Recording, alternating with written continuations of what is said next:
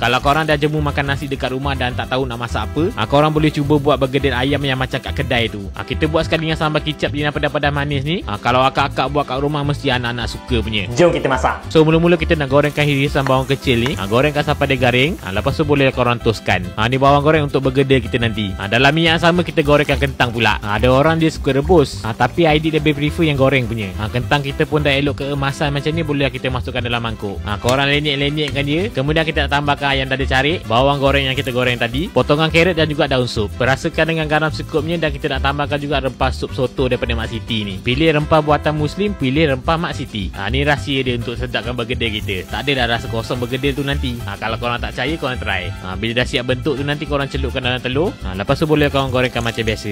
Bila dah masak tu boleh korang angkat. Okey, untuk buat sambal kicap pula korang masukkan bawang putih dan juga cili akar ni. Korang masakkan sekejap. Lepas tu korang masukkan ke dalam blender, tambahkan kicap manis, bawang goreng yang kita goreng tadi dengan perahan limau nipis. Lepas tu korang blendkan dia, dah siap lah kita punya sambal kicap. Nanti bolehlah korang cicah dengan bergedil yang kita buat tadi. Korang jangan lupa cuba, okey? Selamat mencuba.